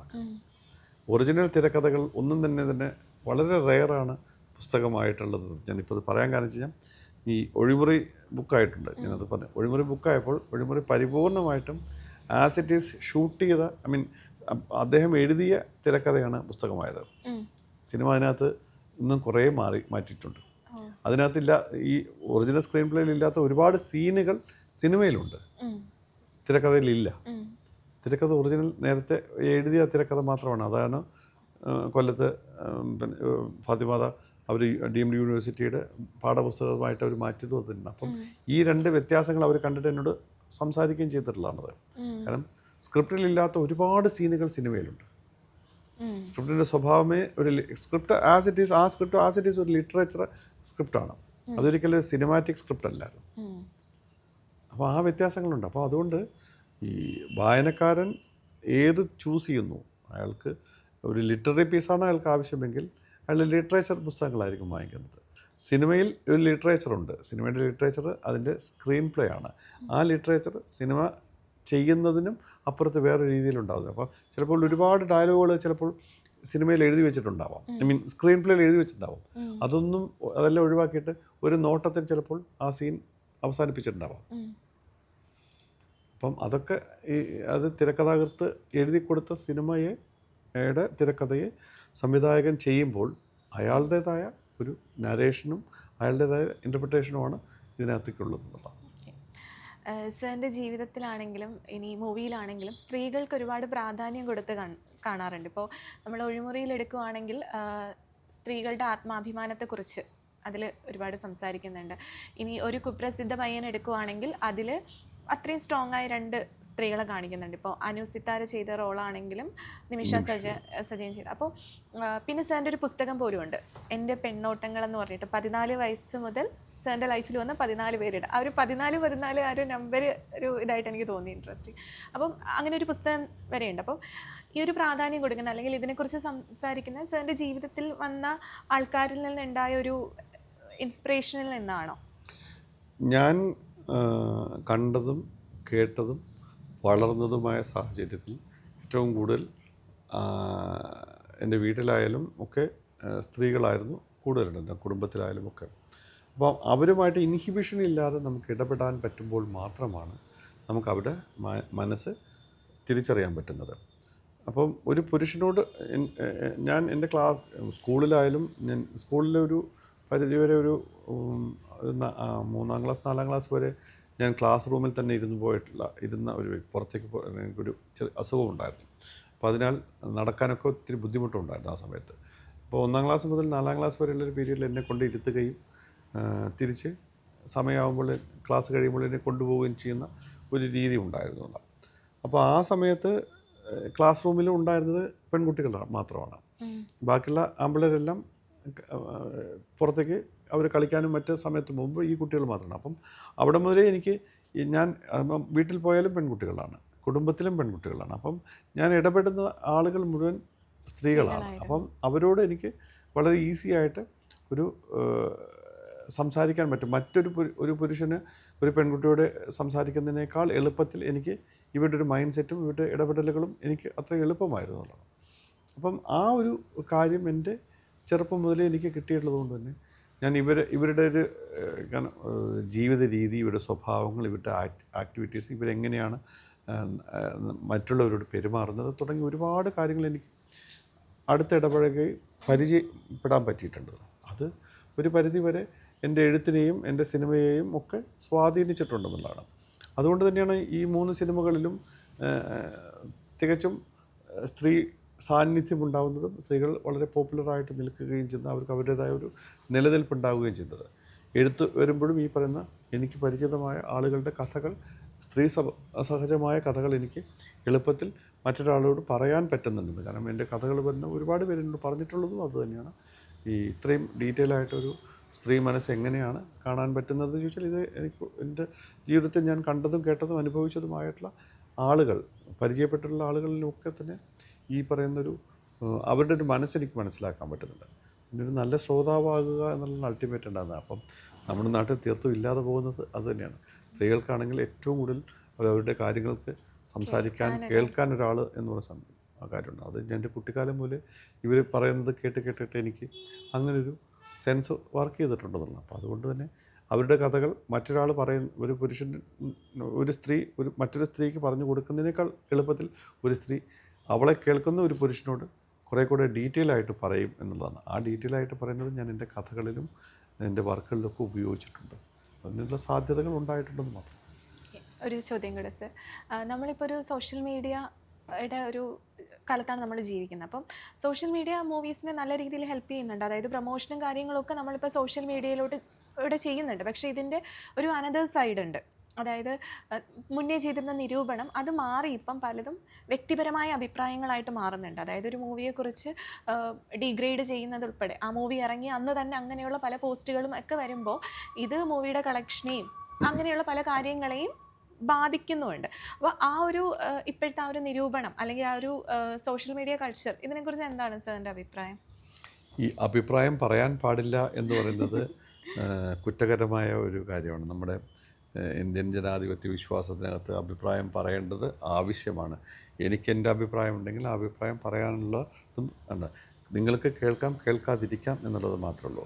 പക്ഷേ ഈ ഒരു കാര്യം വെച്ച് കഴിഞ്ഞാൽ സിനിമയെക്കുറിച്ചുള്ള ഈ നമ്മൾ പറയും പഴയ കാലത്ത് ക്ലാരിറ്റിയോട് കൂടിയായിരുന്നു പിന്നെ നിരൂപണങ്ങളുണ്ടായിരുന്നത്, വളരെ വ്യക്തമായ ക്ലാരിറ്റിയോട് കൂടിയാണ്. ഇപ്പോൾ വെറുതെ ഡീഗ്രേഡ് ചെയ്യപ്പെടുക അല്ലെങ്കിൽ വിമർശിക്കാൻ വേണ്ടി മാത്രമായിട്ടോ ചെയ്യുന്ന കാര്യങ്ങളുണ്ടാകുന്നത്. ഒപ്പം തന്നെ ഞാനിതിനകത്ത് കാണുന്നത് ഇതെല്ലാം സാമ്പത്തികമാണ്. ഒരു സിനിമ ഏറ്റവും നന്നായി ഓടിക്കൊണ്ടിരിക്കുന്ന ഒരു സിനിമയെ ഡീഗ്രേഡ് ചെയ്യുക അല്ലെങ്കിൽ ആ സിനിമയെ കുറിച്ച് മോശമായിട്ടൊരു വിമർശനം ഉണ്ടാക്കിക്കഴിഞ്ഞാൽ എന്തുകൊണ്ട് വിമർശനം ഉണ്ടാക്കിയെന്ന് അറിയാനായിട്ട് ഈ പറഞ്ഞ ഒരു സൈറ്റിലേക്ക് കൂടുതൽ ആളുകളെത്തും. അതെടുത്ത് അത്രയും പേര് കാണുമ്പോൾ അയാളുടെ പബ്ലിസിറ്റിയുടെയും വരുമാന മാർഗവും കൂടുതൽ പ്രേക്ഷകർ അതിനുണ്ടായി എന്ന് പറയുന്ന ഒരവസ്ഥ വരുമ്പോൾ കൂടുതൽ വരുമാന മാർഗം, എത്രത്തോളം നെഗറ്റീവ് പബ്ലിസിറ്റി ഉണ്ടാക്കാമോ അത്രത്തോളം വരുമാനം കൂട്ടുന്ന ഒരു കാലത്താണ് നമ്മൾ നിൽക്കുന്നത്. അപ്പോൾ നെഗറ്റിവിറ്റി സ്പ്രെഡ് ചെയ്യുക എന്നുള്ളത് മനുഷ്യൻ്റെ ഇപ്പോഴത്തെ പുതിയ ആളുകളുടെ ഒരു സ്വഭാവമായിട്ടും മാറിയിട്ടുണ്ടെന്നുള്ളതാണ്. കാരണം നമ്മൾ കാണുന്ന എല്ലാ ഇടങ്ങളിലും ഈ നെഗറ്റീവ് പബ്ലിസിറ്റികളാണ് ഏറ്റവും കൂടുതൽ വന്നുകൊണ്ടിരിക്കുന്നത്. ഈ നല്ലത് ചെയ്താൽ വളരെ കൃത്യമായ കാര്യങ്ങൾ ഡെവലപ്മെൻറ്റ്സുകൾ ഉണ്ടായാൽ അത് കാണിച്ചെടുത്തു കഴിഞ്ഞാൽ അതിനകത്ത് എന്ത് കുഴപ്പമുണ്ട് എന്ന് ചിന്തിക്കുന്ന ജനതയുണ്ടാകുമ്പോൾ സ്വാഭാവികമായിട്ടും ഇങ്ങനത്തെ ചില പബ്ലിസിറ്റികളൊക്കെ ഉണ്ടാവുന്നതാണ്. പക്ഷെ ഞാൻ എപ്പോഴും പറയുന്നത് അതൊന്നും വന്നില്ല. അൾട്ടിമേറ്റായിട്ട് ഒരു സിനിമ ആരൊക്കെ എന്തൊക്കെ പറഞ്ഞാലും നിലനിൽക്കേണ്ടതാണെങ്കിൽ അത് 100 വർഷത്തോളം കഴിഞ്ഞാലും 1000 വർഷം കഴിഞ്ഞാലും നിലനിൽക്കുന്നതാണ്. നിലനിൽക്കാൻ സാധ്യതയില്ലാത്തത് കാലം തള്ളിക്കളയുകയും ചെയ്യുന്നതാണ്. എല്ലാ കാലത്തും ഇതുപോലെ തന്നെയായിരുന്നു നല്ല കൃതികളും നല്ല സിനിമയും നല്ല മനുഷ്യരും. Thank you so much sir, ഈ ഒരു സെഷന് വന്നതും ഇത്രയും കാര്യങ്ങൾ നമ്മളോട് സിനിമയെക്കുറിച്ചും വായനയെക്കുറിച്ചും ഒക്കെ ഇത്രയും കാര്യങ്ങൾ സംസാരിച്ചതിനും താങ്ക് യു സോ മച്ച്. നമസ്കാരം.